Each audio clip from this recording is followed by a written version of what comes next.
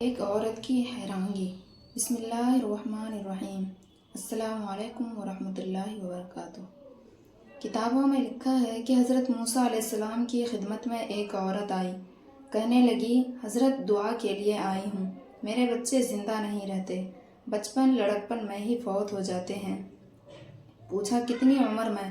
کہنے لگی کوئی 100 سال کا ہو کر فوت ہو جاتا ہے، کوئی 200 سال کا ہو کر فوت ہو جاتا ہے اور کوئی 300 سال ہو کر فوت ہو جاتا ہے۔ وہ مسکرائے، فرمانے لگے، اے اللہ کی بندی، قرب قیامت ایک ایسا وقت بھی آئے گا جبکہ انسانوں کی عمریں ہی 100 سال سے تھوڑی ہوں گی۔ جب انہوں نے یہ بات کی تو عورت حیران ہو کر دیکھنے لگی، کہنے لگی، اے اللہ کے نبی، جن لوگوں کی عمریں ہی 100 سال سے تھوڑی ہوں گی، کیا وہ دنیا میں رہنے کے لیے مکان بنائیں گے؟ فرمایا، مکان بھی بنائیں گے، شادی بیاہ بھی کریں گے، کام کاروبار بھی کریں گے۔ یہ سن کر اس عورت نے ایک ٹھنڈی سانس لی۔ حضرت موسیٰ علیہ السلام نے پوچھا کہ کیوں ٹھنڈی سانس لی؟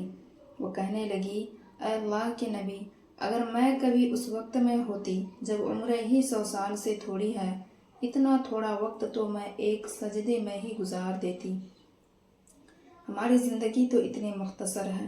نبی علیہ السلام نے فرمایا، میری امت کی عمریں 60 اور 70 کے درمیان ہوں گی، یعنی کوئی تو پیدا ہوتے ہی مرے گا اور کوئی 100 سال سے اوپر جا کر مرے گا۔ لیکن اب وہ عورتیں جو اس وقت 40 سال سے اوپر کی عمر پہنچ چکی ہے، وہ اچھی طرح سن لیں کہ وہ اپنی زندگی کا آدھا زندگی گزار رہی ہے، یعنی وہ اپنی زندگی کا ظہر اور عصر کا وقت گزار رہی ہے۔ ظہر اور عصر کے بعد سورج